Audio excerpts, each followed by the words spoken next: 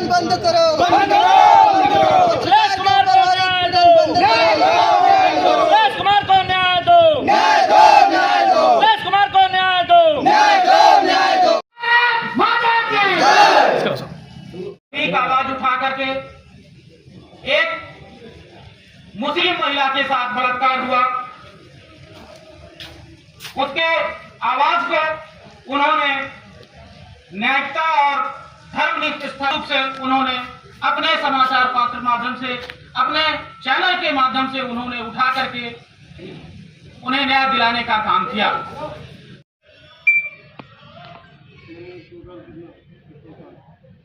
आप कलेक्ट्रेट परिसर में आए हैं, ये किस चीज़ के लिए धरना प्रदर्शन किया आपने? सबसे पहले मीडिया बंधुओं को बहुत बहुत धन्यवाद। प्रेस क्लब जनपद सिद्धार्थनगर की इकाई में जो है ये राष्ट्रीय और प्रदेश इकाई के सभी संयुक्त तत्वाधान में जो है ये आज बलरामपुर घटना को लेकर के माननीय मुख्यमंत्री उत्तर प्रदेश शासन लखनऊ को जिलाधिकारी सिद्धार्थनगर के माध्यम से ज्ञापन सौंपा गया है। उत्तर प्रदेश अभी पूरे देश में देखा जाए तो पत्रकारों के साथ तमाम तरीके की घटनाएं होती है, लेकिन शासन प्रशासन बिल्कुल निरंकुश रहता है। जहां सुप्रीम कोर्ट, हाई कोर्ट और शासन के तरफ से एक अच्छी गाइडलाइनें आती हैं कि पत्रकारों के साथ कोई दुर्व्यवहार करेगा तो उनके खिलाफ कड़ी से कड़ी कार्रवाई होगी और कई साल जेल के सलाखों में रहना पड़ेगा, लेकिन यह बलरामपुर के घटना या देश में अन्य तमाम पत्रकारों के साथ जो घटना हो रही है एकदम बिल्कुल हाथी का दांत साबित हो रहा है। कहीं ना कहीं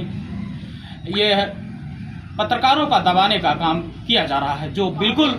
प्रेस क्लब पूरे भारत में ये आंदोलित होकर के यह कदम उठाया है कि पत्रकारों के उत्पीड़न को नहीं सहेगा और उनके आवाज़ों को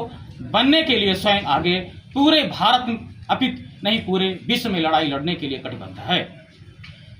जहां तक देखा जाए कि बलरामपुर के घटना में एक टिप्पणी को लेकर के मामला ये हुआ, जबकि वहां कहीं दलित, कहीं सामान्य वर्ग की और कहीं मुस्लिम, कोई भी हमारे देश की बहनें हों और उनके साथ अगर बलात्कार जैसे संगीन घटनाएं होती है और उसका निष्पक्षता से अगर पत्रकार खबर चलाया और मुलजिम सलाखों के पीछे हैं, तो मात्र एक द्वेषात्मक रूप से मिथिलेश कुमार जो समाचार भारत टीवी के संपादक हैं और पत्रकार हैं और निष्पक्ष रूप से उन्होंने खबर चलाया, तो इसी का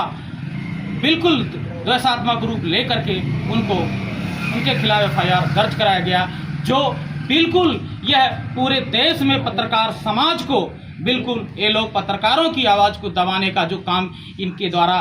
बलरामपुर पुलिस के द्वारा, बलरामपुर तथाकथित लोगों के द्वारा जो किया जा रहा है, ये बहुत ही निंदनीय है। इसकी निंदा जितना किया जाए उतना ही कम है। अगर देश के आंकड़े देखा जाए तो प्रत्येक दिन ऐसा नहीं है कि जो प्रत्येक जिलों की आंकड़े निकाले जाएं तो बलात्कार की शिकारें हमारी बहनें हो रही हैं, लेकिन अगर उनको न्याय देने की बात जब आती है तो कहीं ना कहीं प्रशासन बैकफुट पे आ जाता है और मीडिया के समर्थन के बाद मीडिया जब निष्पक्षता से उस खबर को चलाती है तो जाकर के उस पीड़ित महिला को न्याय मिलता है, तब जाकर के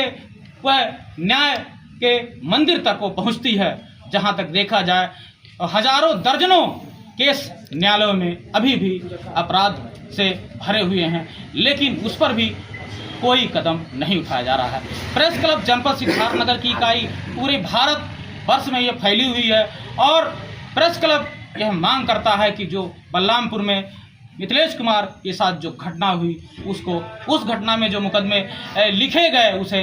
वापस लिया जाए। तत्काल रूप से मैं यशस्वी मुख्यमंत्री योगी आदित्यनाथ जी से मैं मांग करता हूं कि वो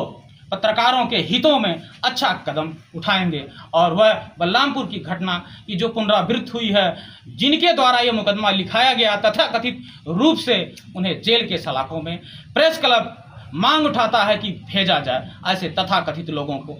जो केवल अपराधियों का समर्थन करते हैं, क्योंकि वह अपराधी इन्हीं लोगों के रिश्तेदार, नातबाद, भाई लगते हैं। इसलिए एक षड्यंत्रकारी रूप से यह FIR तैयार किया गया है। जनपद सिद्धार्थनगर में RK विश्वकर्मा जी कुछ अपने कामों से गए थे सामान लेने, लेकिन कुछ आत्मघाती लोग बैठ के इनके ऊपर हमला किए, जो ये निंदनीय कार्य है। अभी तक लगभग 2 महीने होने को हैं, मुलजिम सांड की तरह घूम रहे हैं, उनकी गिरफ्तारी भी नहीं की जा रही है। तो प्रेस क्लब यह मांग उठा रहा है कि उत्तर प्रदेश के यशस्वी मुख्यमंत्री ऐसे अपराधियों को जेल के सलाखों के पीछे भेजें और पत्रकार भी सुरक्षित रहें, हमारे भारत की नारियां भी सुरक्षित रहें, हमारी माँ बहनें भी सुरक्षित रहें, हमारे भाई भी सुरक्षित रहें। पत्रकार बिल्कुल निष्पक्ष और निरंत होकर के